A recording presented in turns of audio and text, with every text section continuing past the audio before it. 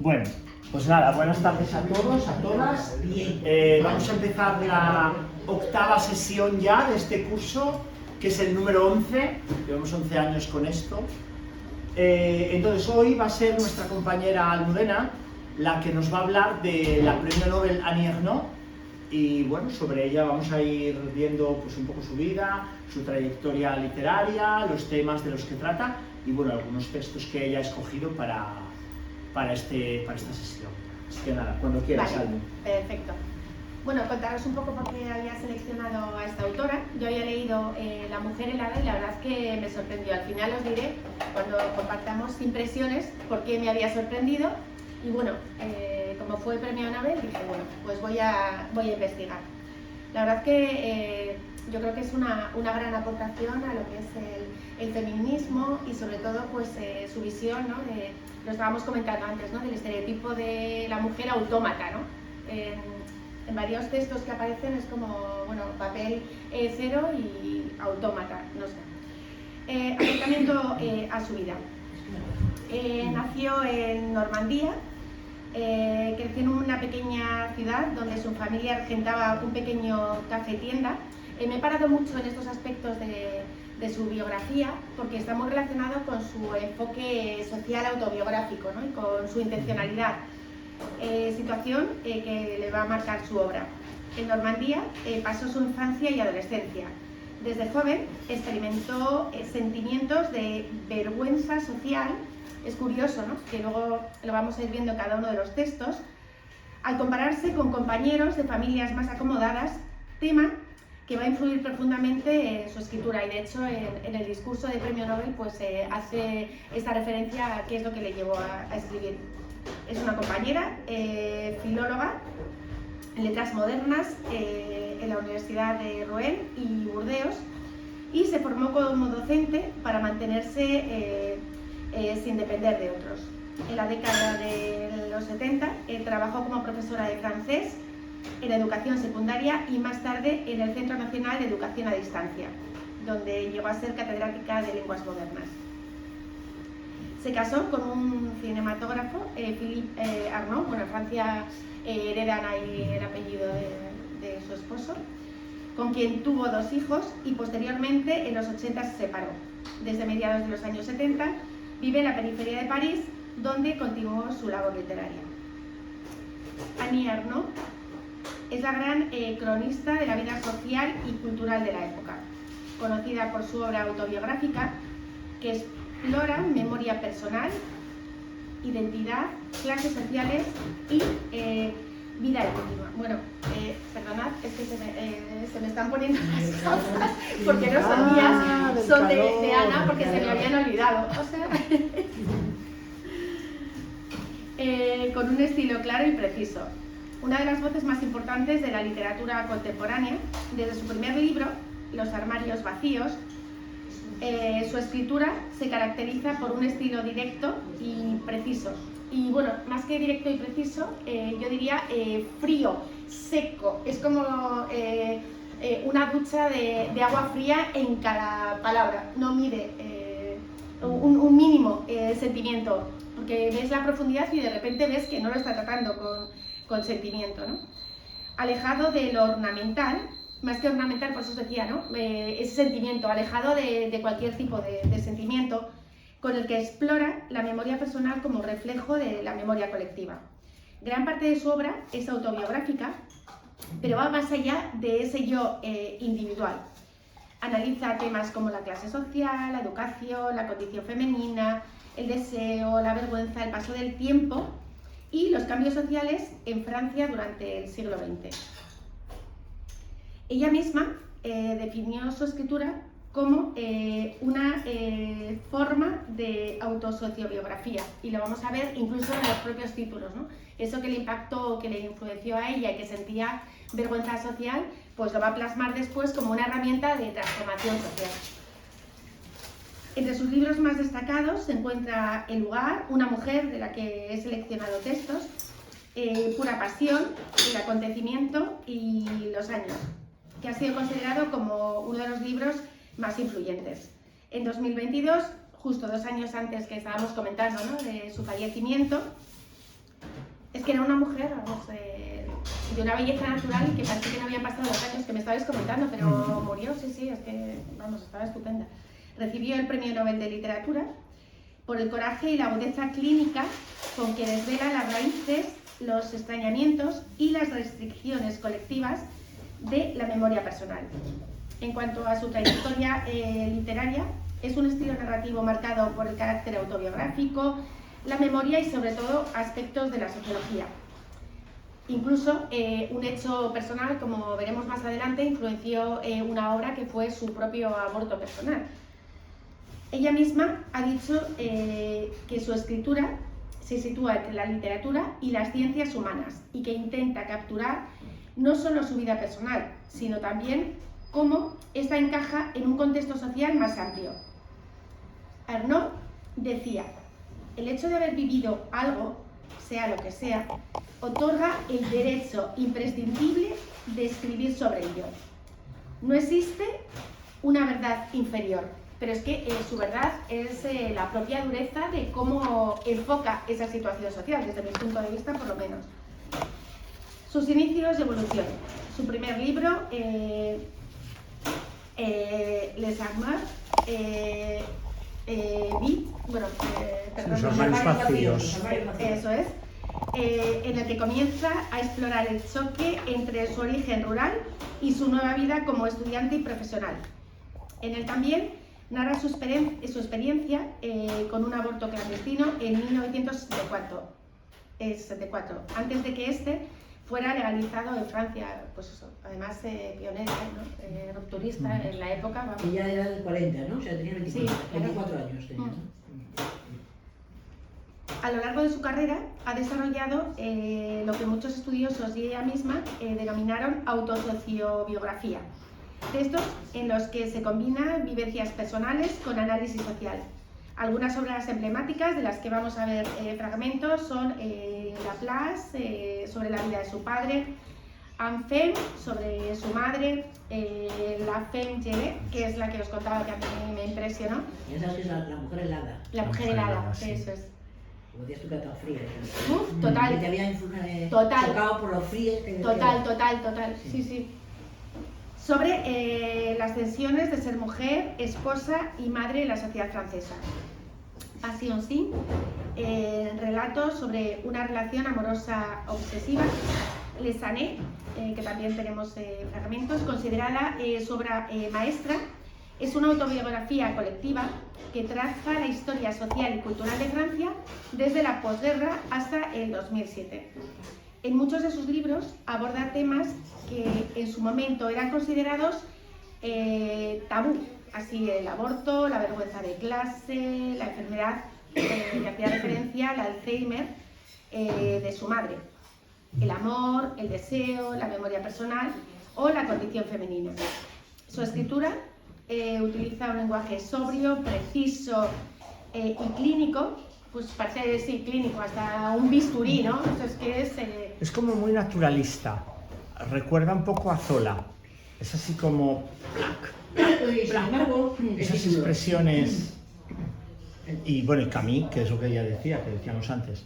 Camus es como, yo que terminé de leer El extranjero ahora hace 2 semanas o 3, es que es, o sea, no hay ni un sentimiento, todo es frío, todo es, no hay nada, es terrible, sí.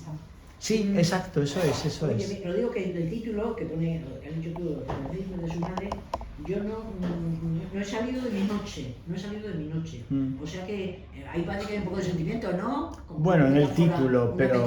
de la sí. noche, Sí, pero su noche que es como esa vergüenza, ¿no? Yo creo que su noche Sí, yo creo está que esa reflejando noche es la vergüenza. esa vergüenza que tiene y que por su eso padre, está... por su madre, claro, Sí, más que se siente ella ese sentimiento, Ya. desde la frialdad, yo pienso, O sea, en octubre del 2022 fue galardonada con el Premio Nobel de Literatura por el coraje y la agudeza clínica con la que describe las raíces, los extrañamientos y los obstáculos colectivos de la memoria personal. Con ello, se consolidó como una de las voces más influyentes de la literatura contemporánea, reconocida tanto por su innovación formal como por su honestidad narrativa. Además del Nobel, su obra ha recibido numerosos premios en Francia, como el Prix Renaudot, sí. por Lugar, Le Place. Ha sido traducida a múltiples idiomas y adaptada al cine y al teatro. El acontecimiento ganó el León de Oro en el Festival de Venecia del 2021. Sí, yo no te he dicho que está muy bien, que te la recomiendo. Sí, eso que La decías peli, que nos recomendabas. Muy bien mejor. Arnaud ha sido también pionera como mujer escritora que visibiliza la experiencia femenina y de clase en su escritura, influyendo en generaciones posteriores de autores y siendo estudiada no solo como novelista, sino como una cronista de la vida social y cultural de su época. Yo más que cronista, porque cronista sí entra un poco en lo que es las relaciones, más que cronista es como a un autómata que recoge tal cual lo que está ocurriendo, ¿no? Tú decías Emile Zola, ¿no? O sea, Sí, es un poco el mismo estilo. Sí, y un estilo científico, ¿no? Muy Recojo científico, datos. sí. Recojo datos, pues recojo sobre mi propia experiencia y lo pongo en los personajes. Madre mía. Estilo y aportación literaria. La escritura de Arnaud ha sido descrita como una literatura que es a la vez personal y universal, que se acerca a la vida íntima, sin sentimentalismo, y que reflexiona sobre cómo el pasado configura la identidad presente, ¿no? El pasado, la influencia pues de su aborto, el Alzheimer de su madre, ¿no? Pues cómo le va configurando al sentimiento de vergüenza social, ¿no? Como experiencias individuales como el cuerpo, el deseo, la enfermedad o la vergüenza están profundamente entrelazadas con estructuras sociales más amplias. Arnaud no solo narra su vida, la transforma y la utiliza como herramienta de conocimiento, casi como una forma de sociología de lo vivido, donde la literatura se vuelve un método para entender cómo la memoria personal y colectiva se forman y se conservan, ¿no? Pues el método científico, ¿no? Plasmo los datos y ya está. Sí. Su estilo se asocia con autobiografía, autoficción, aunque ella prefiere hablar de autosociobiografía. Escritura blanca, lenguaje llano, sin adornos, literatura testimonial y de memoria, feminismo literario, cruce entre literatura y sociología. Si lo cogiera Max Sau, diría que es sociología. Sí, Vamos. claro. Relación de la obra de Arnaud. Algunos autores lo han relacionado con Marcel Proust, decíais también con el extranjero, ¿no? Con el extranjero, el Camus. Por el uso de la memoria personal, pero se diferencia por su enfoque sociológico y su estilo sobrio. Su obra dialoga con la sociología y con la autobiografía contemporánea, construyendo una escritura del yo colectivo y política a su vez. Arnaud suele relacionarse con autores y obras del siglo XX-XXI que trabajan la autobiografía, la memoria y la escritura del yo, pero desde una mirada crítica y social, nada de intimismo en el sentido tradicional. Así, En busca del tiempo perdido, lo han relacionado con la memoria y la experiencia vivida también, pero la diferencia entre Proust y Arnaud está en el concepto de memoria. Ella no trabaja la memoria subjetiva, sino es más colectiva y social, como herramienta de transformación, ¿no? Y eso casi como un documental de su propia biografía. Ambos exploran cómo el pasado se reconstruye desde el presente, pero Arnaud elimina el lirismo y busca objetividad. He recogido un poco, para entender más en su obra, el discurso del Premio Nobel de Literatura. Y así dice: encontrar la frase que me dé la libertad y la firmeza para hablar sin temblar. En este lugar donde me han invitado esta noche. Esa frase no necesito buscarla muy lejos. Surge en toda su nitidez y su violencia. Lapidaria, irrefragable. La escribí hace 60 años en mi diario íntimo. Escribiré para vengar mi raza. Se hacía, es que sin gafas. Sí, por eso. Se hacía eco del grito de Rimbaud. Soy de raza inferior por toda la eternidad. Tenía 22 años. Era estudiante de literatura en una universidad de provincia, entre chicas y chicos, muchos de ellos de la burguesía local.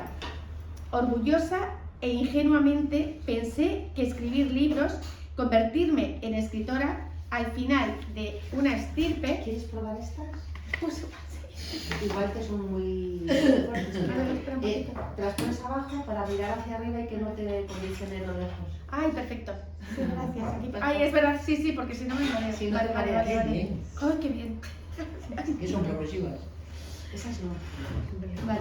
Tengo progresivas si las quieres. Que una victoria individual borraría siglos de dominación y pobreza, una ilusión que la escuela ya había fomentado en mí con mis logros académicos. ¿En qué medida mi realización personal podría haber redimido lo que fuera de las humillaciones y ofensas sufridas? No me hacía esa pregunta, tenía algunas excusas. Desde que sabía leer, los libros habían sido mis compañeros, la lectura de mi ocupación natural fuera de la escuela. Este gusto fue alimentado por una madre, ella misma ávida lectora de novelas entre cliente y cliente de su tienda. Estábamos comentando antes, ¿no?, que esta influencia de la lectura de la madre, comparado cómo trata a los personajes que vamos a ir viendo, los personajes femeninos, pues a lo mejor es, pues eso lo que... Bueno, que como vio a su madre escribir, leer a otras horas entre cliente y cliente, pues ella se enganchó también. Póntela más abajo, póntela más abajo. Ay, perfecto. Estás en todo bien, gracias. Este gusto fue alimentado por una madre, ella misma ávida lectora de novelas entre cliente y cliente de su tienda, que prefería que yo leyera a que cosiera y tejiera, que ya vamos a ver luego el modelo de las mujeres que aparecen. El elevado coste de los libros, la suspicacia de que eran objeto en mi colegio religioso, los hacía aún más deseables para mí. Don Quijote, los viajes de Gulliver, los cuentos de Grimm y Andersen, David Copperfield, Lo que el viento se llevó, más tarde Los Miserables, La náusea, El extranjero. Fue el azar más que las prescripciones de la escuela lo que determinó mis lecturas. Muy pronto tuve claro también, tanto que no pude considerar otro punto de partida, que quería anclar la historia de mi desgarramiento social en la situación que había vivido como estudiante, la repugnante situación a la que el Estado francés seguía condenando a las mujeres, el recurso al aborto clandestino a manos de un fabricante de ángeles. Y quería describir todo lo que le pasó a mi cuerpo de niña, el descubrimiento del placer, el periodo. Yo creo que aquí está un poco la clave que ella misma dice en el contenido de sus obras. Así es como concebí mi compromiso con la escritura, que no consiste en escribir para una categoría de lectores, sino desde mi experiencia de mujer e inmigrante del interior, desde mi memoria, cada vez más larga, de los años vividos, desde el presente, que no deja de proporcionar imágenes y palabras de los demás.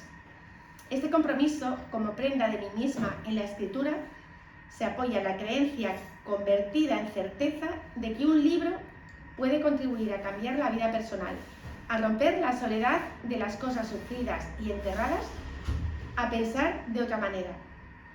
Cuando lo indecible sale a la luz, es político. ¿Qué es lo que pensáis?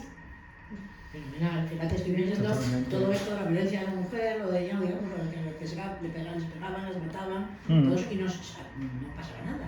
Bueno, hoy estaba viendo antes una cosa del Facebook de Cristina Fallaras diciendo, ¿qué hacemos? Acaba de matar a uno, a su hija, que la ha ahorcado, y luego se ha ahorcado de 23 años. ¿Ah, sí? Sí. Otro ha cogido una pistola en Zaragoza y ha matado a su mujer en la calle, le ha pegado un tiro y luego cuando se ha caído la arena ha pegado otros 4 tiros y luego se ha matado. Entonces, ¿qué pasa? No hacemos nada, no nos vamos a la calle, no nos manifestamos, el gobierno no hace nada, los medios de comunicación se quedan tan tranquilos. Hasta que no se dice, no pasa, ¿no? No, sí, tal cual, sí, es así totalmente. No, lo peor que parece que nos estamos acostumbrando a estas noticias. Sí, ese es el problema. Es que decía, claro, se ha interiorizado, o sea, es como, ya no sorprende. Es como... Ahí está el problema. Sí, en cuanto a la producción, han clasificado la producción en una primera etapa Preeminencia social, en los que explora su posición como tránsfuga de clase, sus relaciones familiares, su condición de mujer y su aborto clandestino. Así en los armarios vacíos, el lugar, el acontecimiento, la mujer helada, la vergüenza, una mujer o la otra hija. Otra segunda clasificación, otra segunda etapa, están los títulos en los que resuena un mismo tema nuclear precipitado de todos los demás. La ensoñación del placer, la vida de un cuerpo, o como escribió Marcel Proust, las intermitencias del corazón. Así, pura pasión, seleccionado un fragmento, perderse, el uso de la foto, la ocupación o el joven hombre. Y finalmente, un tercer grupo son textos de carácter diarístico, una autosociobiografía como los demás, pero con rasgos marcadamente independientes, más ligados a la etapa de vida madura en Cergy, su hogar de residencia situado a 50 kilómetros de París, que a las fuentes germinales de la infancia y la primera juventud en Yvetot, en Normandía. Así, mira las luces, amor mío, no he salido de mi noche, Journal de La Vi, bien. Lejos de estas tres categorías, aparecen dos títulos nacidos de su pluma como galaxias independientes y así nos encontramos con Los años y Memoria de chica. Junto a este compendio se encuentra también una serie de desconocidas y valiosísimas piezas de corto aliento, Hotel Casanova, Retour, Leipzig, Passage, de l'autre côté du ciel o La Fête. Y finalmente los diarios personales de Arnaud, inéditos y que no verán la luz en vida de la escritora, como ella misma ha asegurado. Solo hemos conocido pequeños fragmentos publicados en el Carrière de l'Aigle, un monográfico de mayo del 2022, además de Perderse. Ese sublime retrato de la pasión amorosa y la pulsión de escribir, y el esclarecedor diario de escritura reeditado en una edición aumentada con el título El taller negro. Bueno, pues vamos a los fragmentitos después de esta visión de la autora. La ocupación está planteada como el diario de una liberación, un diálogo interior cuya única regla es no mentir. Examina una terrible etapa de celos que sufrió la escritora tras abandonar a un amante que decidió reanudar su vida con otra mujer. Es una crónica desinhibida, descarnada y directa que lleva a la protagonista a sentirse transformada en el ser que origina todo su dolor y ocupa por otro que no ve más allá del amor que un día fue suyo. De aquí no se selecciona ningún fragmento, pero sí de aquí, pura pasión. En apenas 80 páginas, Arnaud desarrolla un texto autobiográfico en el que plasma sus pensamientos a modo de diario durante los meses que duró su aventura con un hombre casado. Cómo se obsesiona y perdía la paciencia en cada reencuentro. Si nos vamos a la página 10... por eso ponen los asteriscos. Sí. Yo sé, los asteriscos. Sí, para localizar el fragmento. Ah, vale. Sí. Ella misma dijo, me ha parecido que la escritura debía tender a eso, a esta impresión que provoca la escena del acto sexual, a esta angustia y este estupor, a una suspensión del juicio moral. Así, una mujer culta, inteligente, económicamente independiente, divorciada y con hijos, y a mayores pierde la cabeza por un diplomático de un país del este. Una historia sobre el amor y el deseo en la que la protagonista aguarda constantemente la llamada del enamorado y agoniza con cada despedida. Su leitmotiv es la espera. A partir del mes de septiembre del año pasado, lo único que hice fue esperar a un hombre que me llamara y que viniera a verme. Iba al supermercado, al cine, llevaba la ropa a la lavandería, leía, corregía exámenes, actuaba exactamente igual que antes, pero de no tener un dilatado hábito de este tipo de actos me habría resultado imposible, salvo a costa de un esfuerzo aterrador. Sobre todo, al hablar es cuando tenía la impresión de vivir llevada por mi impulso. Las palabras y las frases, hasta la risa, se formaban en mis labios sin la intervención real de la reflexión o la voluntad. Tan solo conservo, por lo demás, un vago recuerdo de mis actividades, de las películas que vi, de las personas con las que me relacioné. Todo mi comportamiento era artificial. Los únicos actos en los que ponía mi empeño, mi deseo y algo que debe ser la inteligencia humana, prever, sopesar los pros y los contras, evaluar las consecuencias, tenían todos alguna relación con ese hombre. Leer en el periódico los artículos sobre su país, él era extranjero, escoger vestidos y maquillajes, escribirle cartas, cambiar las sábanas de la cama y poner flores en la habitación, apuntar para no olvidarlo lo que tenía que decirle la próxima vez que nos viéramos y que pudiera resultarle de interés, comprar whisky, fruta, alimentos varios para la velada que íbamos a pasar juntos, imaginar en qué habitación haríamos el amor en cuanto llegara. En las conversaciones, los únicos temas que traspasaban mi indiferencia tenían alguna relación con ese hombre, con su empleo, con su país de procedencia o los sitios a los que había vivido. Es curioso, ¿no? Es que hay cero... Sí, o sea, hay cero sentimiento, ¿eh? O sea, lo cuenta todo desde un punto de vista de voy a comprar tomates, lechugas y pimientos. O sea, no hay... No sé, porque a mí me está Pero aviso hablando que dice que porque tienes un amante, a ver, yo no los he tenido, ¿no? Pero quiero decir, me refiero, o sea... No puedes escribir. Ya. No, pero mira lo que dice ella, que todo, corregir exámenes, hablar con la Sí. gente, todo eso lo hacía automáticamente. Sí. Automáticamente, solo estaba pensando en eso. Pero, o sea, un amante hay como cierta pasión, Pasión. como cierta... Claro. Es la prohibición, ¿no? Está mal, entonces eso es como que te da cierto... Además que era un hombre casado, Es que se ¿no? llama Decía. Y pura Claro. pasión, pero fíjate, Se llama te pura sorprende, pasión. pura pasión, pero qué pasión, yo creo que es lo que le Venga. impulsaba a escribir, ¿no? Automatizar todo. Sí. Hasta en lo más, lo que tú dices, ¿no? Es un amante en lo más pasional, cero. No hay nada. No hay... No. Bueno, leía que él era ruso, luego lo dices un diplomático ruso. Claro. Leía todo lo de Rusia, leía todo. Sí, sí. O sea, hay un interés porque se ve que está interesada y Que se está ve obsesionada. que su vida en realidad gira en torno a él, Y lo demás no vale para nada. pero lo cuenta de una forma que, pues sí, parece que va, no sé, sí. Una frialdad Pero la total. cuestión es si lo escribió durante o pasado. Ya, o Todo es después, pasado, todo Claro. es pasado. Entonces no le tiene cogida la pasión, sino la Ya. crónica, aunque no sea Eso, una como tú me crónica. has dicho bien, datos, estadística. Claro. Y el sistema automatizado es como el sentimiento. me llama mucho la atención. Ya, y si lo cuenta después también igual tiene cierto... Claro, igual es esa la intención de ella, contarlo desde esa distancia, no lo Sí. sé. Por cómo No sé. habló, por tal, ya. Sí, sí. Qué Pero es cosas. que te queda ahí, no sé, un poco ahí. Nos falta una Shakira ahí. ¿A que sí? ¿A que sí? Una saquilla. Aquí, bueno, estoy diciendo un pequeño fragmento que no... otro de los libros era Perderse, se centra en la relación sentimental que Arnaud mantuvo en secreto durante varios años con un diplomático ruso a que conocía en 1989 durante un viaje cultural a Rusia organizado por la Embajada de la URSS en Francia. No pude dormir ni despegarme de su cuerpo, que una vez que se fue, seguía aún ahí, en mí. Todo mi drama reside en eso, en mi incapacidad de olvidar al otro, de ser autónoma.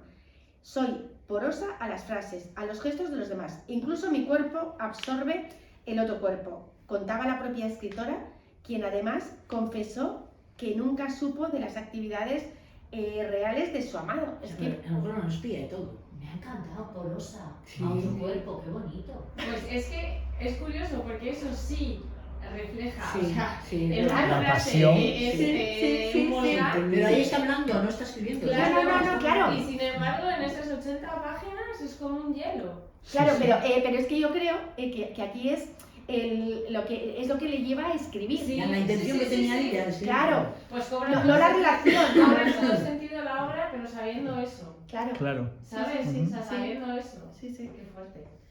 A ver, si ahora vamos a los fragmentos, claro.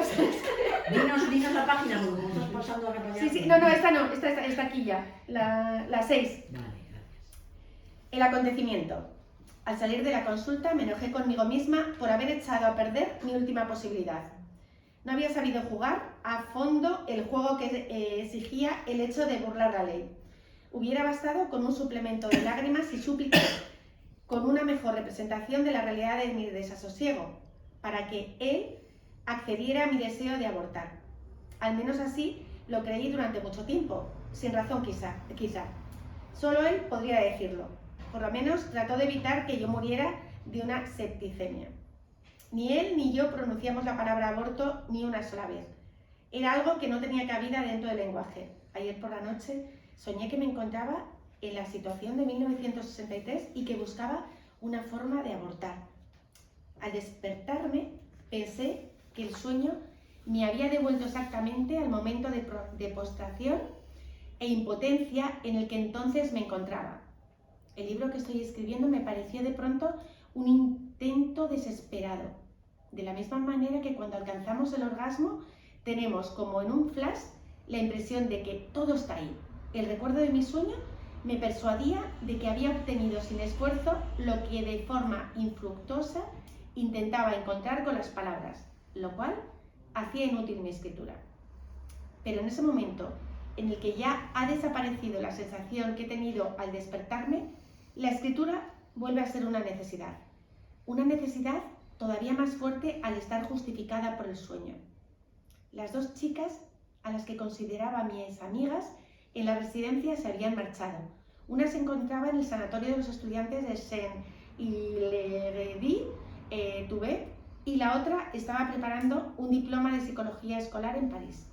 Les había escrito diciéndoles que estaba embarazada y que quería abortar.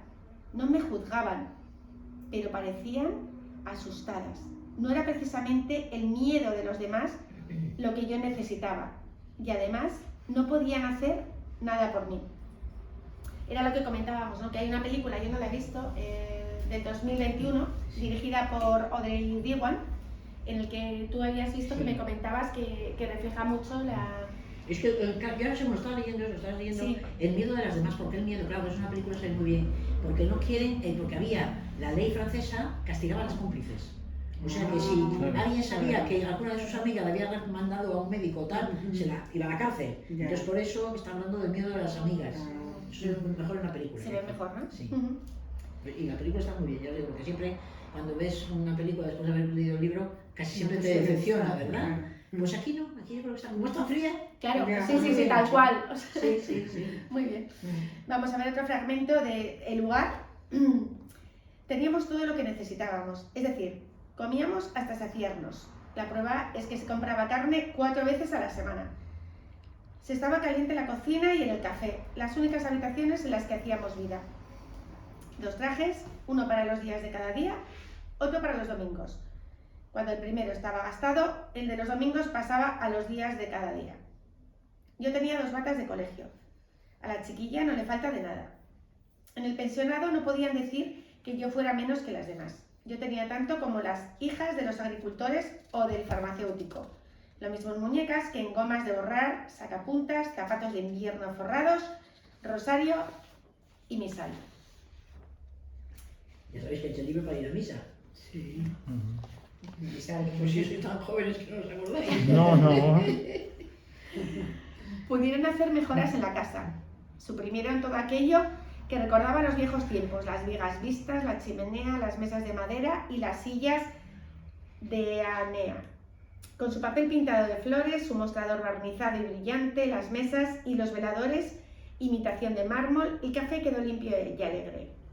Recubrieron con cerámica a cuadros amarillos oscuros el parquet de las habitaciones. Durante mucho tiempo la única contrariedad fue la fachada con su entramado de rayas blancas y negras, porque el revestimiento con argamasa quedaba por encima de sus posibilidades. Una de mis profesoras había dicho al pasar por delante que mi casa era bonita, una típica casa normanda. Mi padre creyó que decía aquello por cortesía.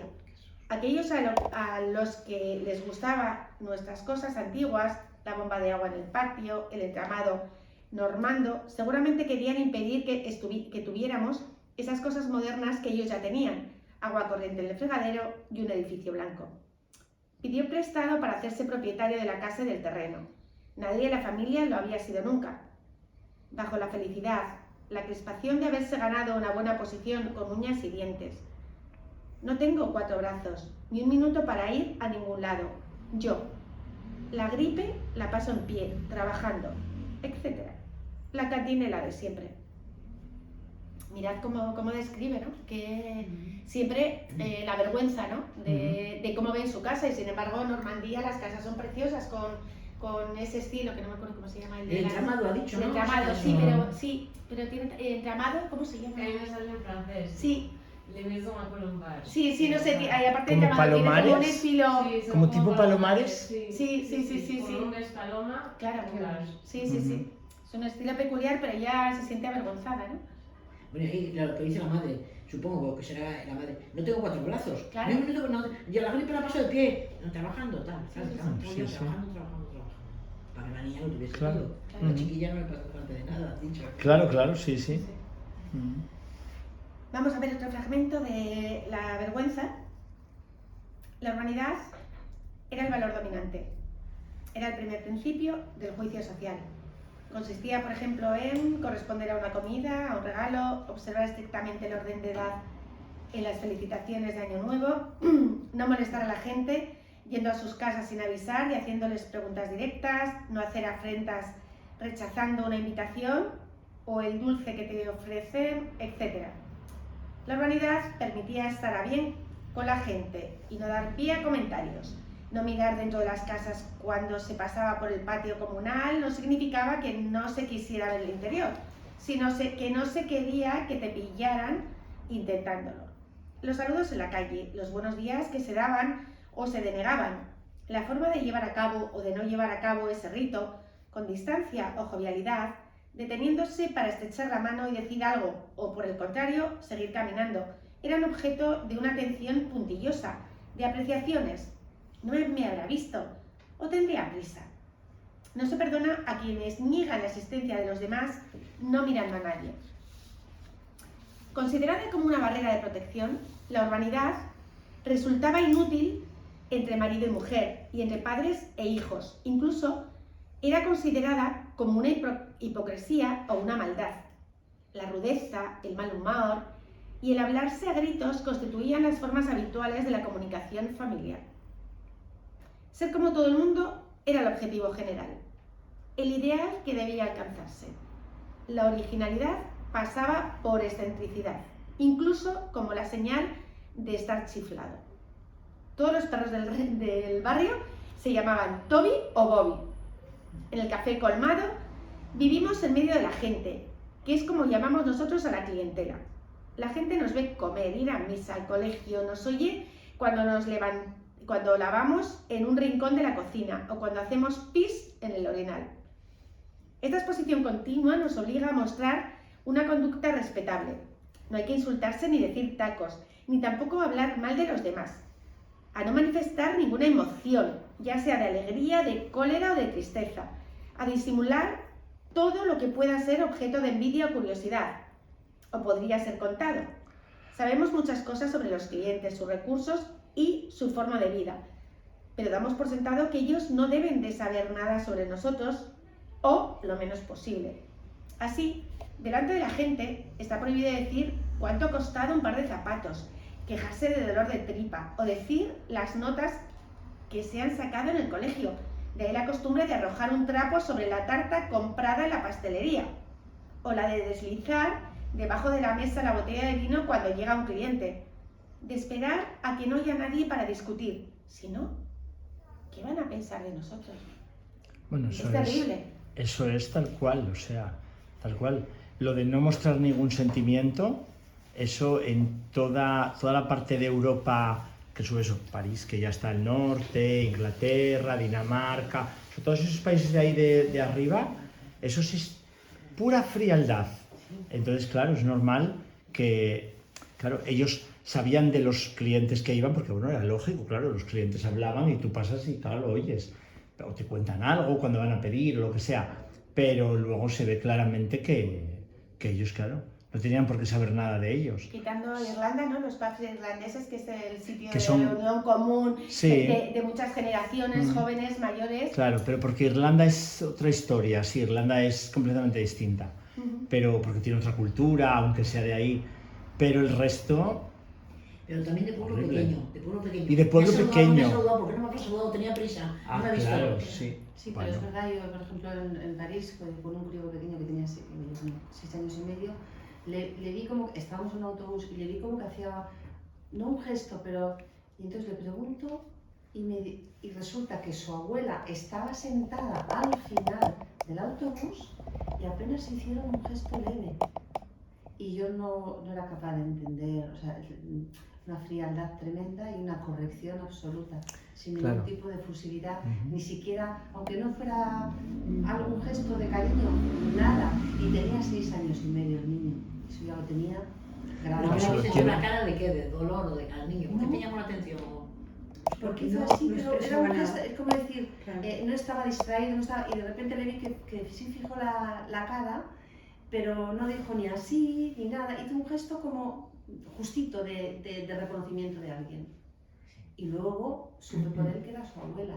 Oye, un niño 6 años y medio, por eso he dicho la edad. Es decir, que eso ya lo tenía integrado, interiorizado. Claro, lo escribió así, claro, fría, sin ningún sentimiento. De una frialdad tremenda, una clase social alta. Todo hay que decirlo, probablemente una clase social más baja. Más baja, bueno, pero en París, la clase social alta, en lo que yo vi, tenía ese tipo de comportamiento. Sí, pero ha dicho que aquí luego los matrimonios, luego se pegaba, o sea, era para afuera. Sí, claro, todo eso es para afuera. Sí, claro. sí, pero no veías absolutamente nada. De hecho, esta mujer, la madre de este niño, tenía 40 años, era el tercer marido. Y no veías jamás, no sé si estará por el cuarto o el quinto ahora, no lo sé, pero no les veías ningún mal comentario, ni un mal gesto, nada, de nada. Sí, pero todo eso es lo que dices, por fuera, porque luego en casa, claro. Claro, la decía Marisol, sí. La urbanidad. Sí, cuidado, que luego... Esas normas... Consistía en eso, en aceptar lo que te ofrecían, porque si no se ofendían, no sé qué. Claro, esas normas de urbanidad, bueno, a ver... Eso no tenemos que ir muy lejos, lo tenemos aquí en España. No digo ahora, bueno, la sociedad ha cambiado mucho y tal, pero yo recuerdo de ser niño y tú ibas a casa de alguien y las normas eran tal y cual y esto y lo otro. Bueno, todo era, vamos, y que no te movieras y que no sé qué, y que bueno, era todo. Y todo era eso. A lo mejor luego tú en casa tirabas todas las cosas que tenías, y las lanzabas contra la pared o lo que fuera, pero fuera había que dar esa norma. ¿El niño bien educado? Sí, entonces bueno. Este niño, no, educadísimo. Luego en casa te montaba cada una, pero bueno, eso claro, era todo... Bueno, pues vamos a ver una mujer. Ay, madre. Intento no considerar la violencia, los desbordamientos de ternura... Espera, la mujer es la madre, está describiendo a la madre, toda la... Sí. Eso, sí. Sí, perdona, es verdad que no lo he dicho, sí. Los reproches de mi madre como simples rasgos de su personalidad, sino situarlos también en su historia y su condición social. Esta forma de escribir, que me parece ir en el sentido de la verdad, me ayuda a salir de la soledad y la oscuridad del recuerdo individual por el descubrimiento de un significado más general. Pero siento que algo en mí resiste. Querría conservar de mi madre imágenes puramente afectivas, calor o lágrimas, sin darles un sentido. Era una madre comerciante, es decir, que pertenecía antes que nada a los clientes que nos daban de comer. Estaba prohibido molestarla mientras despachaba. Mis esperas detrás de la puerta, que separaba la tienda de la cocina para conseguir hilo de bordar o permiso para ir a jugar, etc., me inicié pronto en el respeto a las reglas que había que observar con los clientes. Saludar con voz clara, no comer, no discutir delante de ellos, no criticar a nadie... así como la desconfianza que debía inspirar. No creer nunca lo que te cuentan, vigilarlos discretamente cuando están solos en la tienda. Tenía dos caras, una para la clientela, otra para nosotros. En cuanto se oía la campanilla, entraba en escena, con la voz paciente para las preguntas rituales sobre la salud, los niños o el jardín. De vuelta a la cocina, se le borraba la sonrisa. Se quedaba un momento sin hablar, agotada por el papel que le tocaba hacer, en el que se reunían el júbilo y la amargura de tener que desplegar tantos esfuerzos para gente que, según sospechaba, no dudaría en dejarla plantada si encontraba más barato en otro sitio. Bueno, lo de tener dos caras, bueno, eso es, vamos, yo recuerdo gente de mi familia, cuando yo era un crío, y yo oír decir, tal persona, venía alguien de fuera y bueno, se despiporraba vivo o sea, ser como muy súper amable, atender a la gente que venía y tal, y luego en casa, Despellejado. No, y si fuera solo despellejar, al final es algo verbal, pero unas palizas a las hijas, a los hijos, a la mujer, o sea, es decir, que era todo tal cual. Sí, No sé conquistar si- al cliente, al final era, Pero oye, ¿cuántas veces es el hay cliente. asesinatos de estos que... Hombre, buenísimo, el vecino. Era majísimo, sí, claro, sí, no, claro. Hasta que mató, como siempre, bueno, nada. Esto es así. A mí me encanta ver por Europa, en los Países Bajos, y Claro. que no tienen persianas, entonces ves siempre la vida y eso, sobre todo por la noche, ¿no? Ver la luz y dices, jo, ¿qué están haciendo? Precisamente por eso, ¿no? Fuera son Sí. tan fríos y dices, dentro tiene que haber algo de hogar, ¿no? Algo, no sé. Oye, pero mira lo que dice. Y cuando pasábamos por el patio comunal, no mirábamos a las habitaciones, que claro, no tenían cortinas, hay un montón de Claro. cortinas. Dice, pero no mirábamos por sino para que no viesen que estábamos mirando. Claro, sí, ¿Ves? sí. Y es verdad, todas hemos visto eso, esa Terrible, vida sí. totalmente falsa, ¿no? Sí. Con doble cosa. Bueno, pues eso, lo decías tú. ¿Y cómo conseguía cambiar el mundo? Pues haciéndonos reflexionar en que lo hemos vivido, en que la sociedad es así o ha sido así, ¿no? Sí, una fachada. Sí. Fachada, ¿no? Pero que nos hace reflexionar, porque decías tú, Bueno, como ha que ella ha sido- escrito a lo suyo como ha una sido- denuncia es- social, claro. Instagram, lo siento muchísimo. Hombre, Pues si yo estoy posando para una foto con un fondo falso de mis vacaciones, Sí. quiere decir que eso ha existido y existirá probablemente. sí, claro. Y que eso ya no solo... O sea que sigue existiendo, es verdad. Hombre, Pues claro. los chavales yo los veo, dices, Bueno, hombre, claro. Bueno, sí, es verdad. viven a través de las redes sociales de lo que parece, Ujú. no de lo que es. Sí, totalmente. Pobrezucos. En fin. Y bueno, ya no digo ya los ingleses, que su ser y estar no se diferencian. Entonces estás como eres como estás. En ruso me dijo un chaval hoy o ayer, yo creo que hoy, me dijo en ruso el verbo ser no existe. Dijo, su madre Qué es mala rusa. conectividad. Dije, claro, es que Ah, Es claro. así, claro, es así, pero el verbo Es ser y así. estar en inglés es que es... es el mismo, claro. Sí, Sí, sí, no hay sí, distinción, que claro. no- ojo, Claro. Muy bueno. Pues es que es así. es así. La lengua también implica muchas cosas, los usos que tiene. Igual que cuando antes has dicho y se nos olvida, a pesar de toda la autocrítica que nos hacemos, que está muy bien, dices, en cualquier país, y desde luego Francia es uno, la mujer pierde el apellido. En Inglaterra pierde el apellido. Todos. En todos los países, salvo lo que es Sí, Mediterráneo. el mundo hispano, se pierde el apellido. Y ella luego se separó, ¿eh? O sea, pero ahí Sí, el y ahí lo apellido- Siguen recuperan. manteniéndolo. Claro, Los escritores Bueno, pero ahí pueden recuperar. Ahí lo pueden recuperar, pero bueno, ya no lo recuperó por lo que fuera, pero... Pero sí, es verdad que hay algunas que sí. se siguen quedando con él. Eso no lo sé por qué. Hay muchas escritoras y a mí eso me sorprendió. Entonces, da una idea también de la concepción que hay de la mujer en todo el mundo. Claro. Y dices, bueno, aquí se conserva, eso es una tradición. En Portugal se pone delante. ¿En Portugal se pone delante?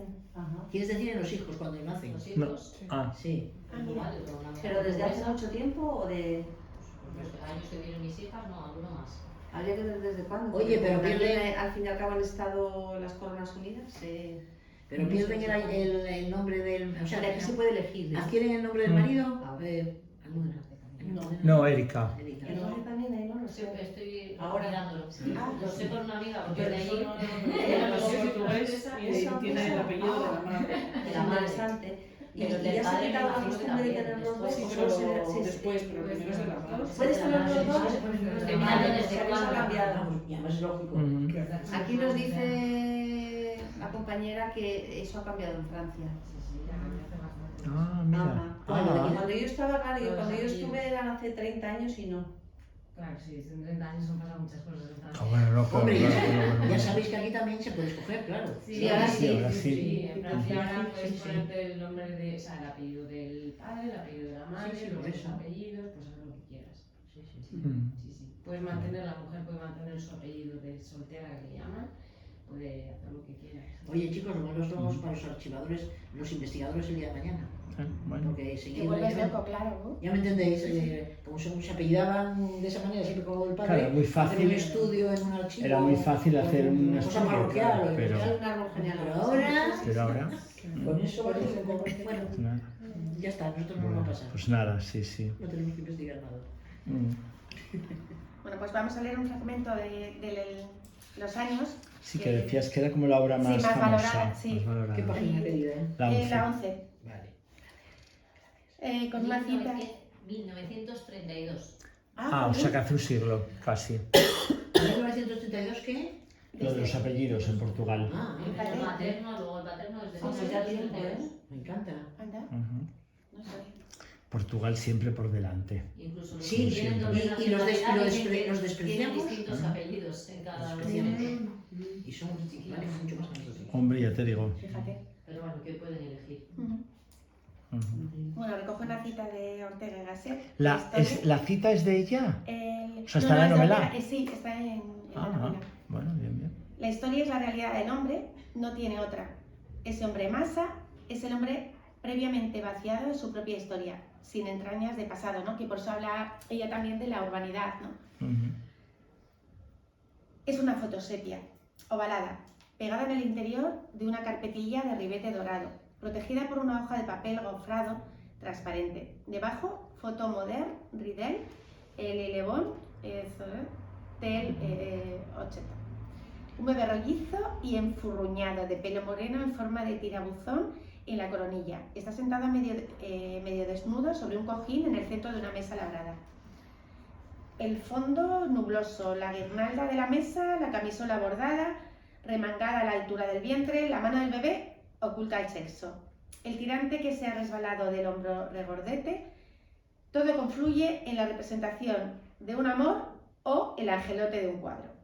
Cada miembro de la familia habrá recibido una copia y habrá pensado inmediatamente a cuál de las dos ramas ha salido la criatura. En ese ejemplar de los archivos familiares, que debe de datar de 1941, imposible ver otra cosa que la puesta en escena ritual, en modo pequeño burgués, de la entrada en el mundo. Otra foto, firmada por el mismo fotógrafo, pero el papel de la carpetilla es más vasto y el ribete dorado ha desaparecido. Sin duda, abocada a la misma distribución familiar. Muestra una niñita de unos 4 años, seria, casi triste, a pesar de su simpática cara, rechoncha, coronada de un pelo corto, dividido por la mitad por una raya y estirado hacia atrás con unas horquillas a las que están pegados unos lazos en forma de mariposa. La mano izquierda descansa sobre la misma mesa labrada, enteramente visible, estilo Luis XVI. Aparece embutida en una blusa y la falda de tirantes levanta un poco por delante a causa de un vientre abombado, quizá síntoma de raquitismo, hacia 1944. Otras dos fotos de bordes dentados, probablemente de la misma fecha, muestran a la misma niña, pero más menuda con un vestido de volantes y mangas farol. En la primera, se acurruca contra una mujer de cuerpo robusto y macizo, con un vestido de rayas anchas y tirabuzones en el pelo. En la otra, alza el puño izquierdo. El derecho está retenido por la mano de un hombre alto de chaqueta clara y pantalón de pinzas con una postura indolente. Las dos fotos han sido tomadas el mismo día delante de un murete bordeado por flores en un patio pavimentado. Por encima de las cabezas cruza una cuerda de tender en la que ha quedado olvidada una pinza. Los días festivos después de la guerra, en la interminable lentitud de las comidas, surgía de la nada y tomaba forma el tiempo ya empezado. Ese que a veces parecían detener los padres cuando olvidaban contestarnos con la mirada perdida, ese tiempo en el que no estábamos, en el que nunca estaremos, el tiempo de antes. Las voces mezcladas de los comensales componían el gran relato de los acontecimientos colectivos a los que, a fuerza de escucharlos, nos parecía haber asistido. Aquí, ¿no? Las fotos de ternura cero, totalmente objetivas, descripción, y ha seleccionado a niños, ¿no? Da igual. Niños. Será ella, se supone, claro. Sí. O sea, nada. Y ya por último, he dejado esta, que es la que me impresionó a mí, y yo creo que sintetiza un poco, ¿no? el estilo. La mujer helada. La mujer helada es considerada la obra clave dentro de la literatura feminista. La autora no solo desmantela las convenciones sociales de la época, sino que ofrece una introspectiva profunda de la experiencia femenina. Arnaud utiliza su propia vida como un campo de experimentación literaria lo que hace que el texto sea altamente personal y al mismo tiempo universal. Al mismo tiempo, la novela plantea la cuestión de cómo las mujeres han sido históricamente congeladas o atrapadas por las estructuras sociales que definen lo que significa ser mujer. La obra invita a cuestionar la conformidad con esos roles tradicionales y a reconocer las tensiones entre lo que se espera de una mujer y lo que ella realmente desea ser. La mujer helada es una obra compleja y profunda que va más allá de la mera narración de una vida. Es un ensayo existencial sobre la identidad femenina, el paso del tiempo y la lucha contra las imposiciones sociales. Annie Ernaux logra a través de una prosa franca y despojada transmitir una crítica poderosa al rol que la sociedad le asigna a la mujer, sin dejar de lado las emociones y las vivencias personales que hacen de la obra una reflexión universal sobre la condición humana. Mujeres frágiles y vaporosas, hadas de manos suaves, pequeñas auras de sus casas a cuyo paso quedo surgen el orden y la belleza, mujeres sin voz, sumisas.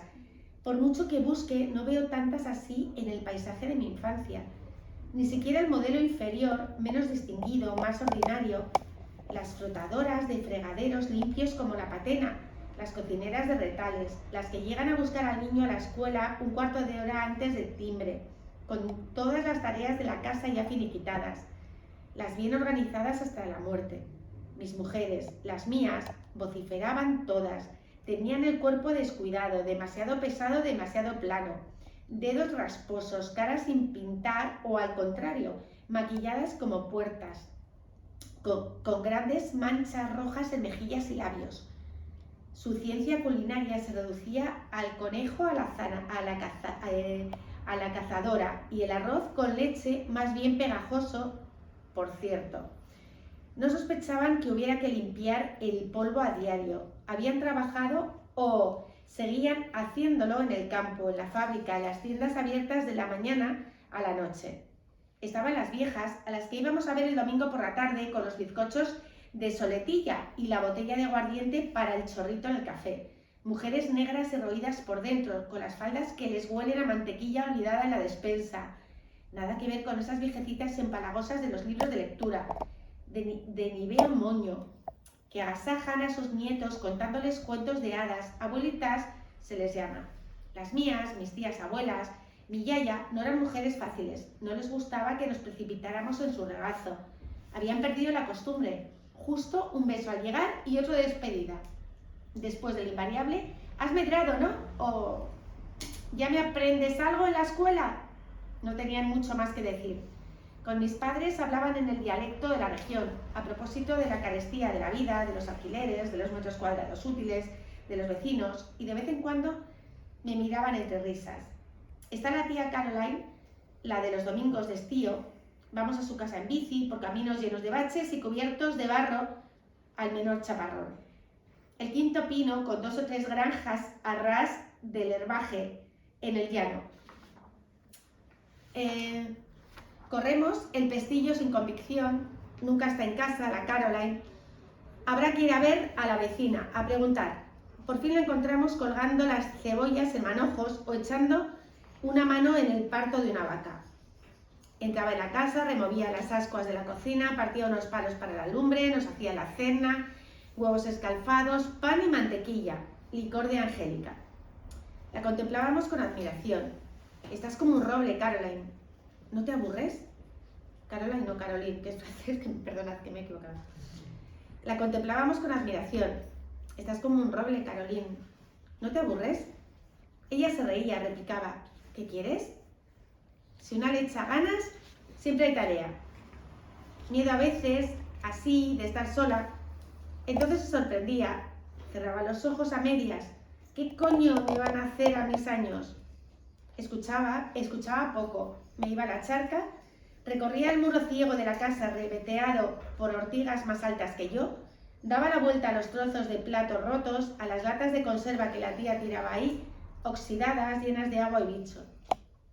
La Caroline nos acompañaba un tramo, a pie junto a nuestras bicis, 1 kilómetro y pico, cuando hacía bueno. Luego la veíamos minúscula en medio de la colza. Sabía que esa mujer de 80 años, envuelta en fajas y faldones hasta en plena canícula, No necesitaba de nuestra compasión ni nuestra protección. Y tampoco se parecía a las otras, la tía Elise.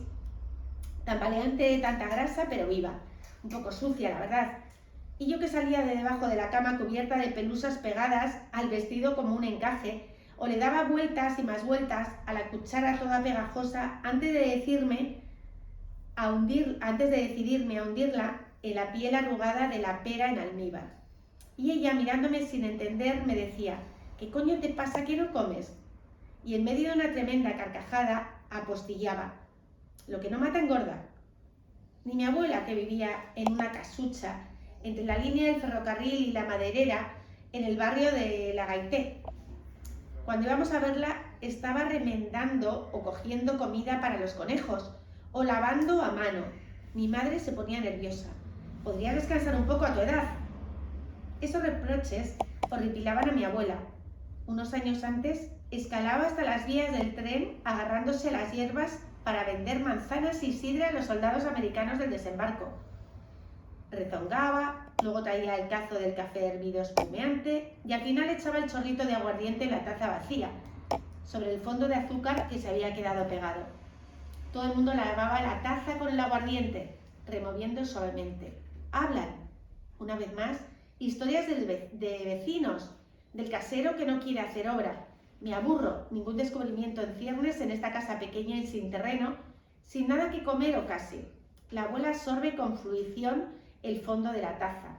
Me quedo mirando su cara de pómulos protuberantes y veo la misma luz amarilla en su rostro que en el huevo de remendar los calcetines. La descripción de la abuela, yo creo que a mí es lo que más me sorprendió, ¿no? Esa frialdad en la descripción de sus mujeres cercanas, ¿no? Y quizá resultado pues, del entorno que han vivido. Pero cruel, ¿eh? Venganza de la raza. ¿Os acordáis que en un diario, cuando tenía no sé qué años, 14, dijo: me voy a vengar de la raza? Sí, sí, de sí. mi raza o algo así. Eso es. Pues sí, sí. Qué horror. Bueno, Qué poco los quiere Gracias, todas ellas. Almudena. Muy bien. muy bien. Gracias, Ángel. Con doble herramienta y gracias a las tuyas. Y tenía aquí la progresiva. Oye, Antonina, pero quiero recordar que luego tiene una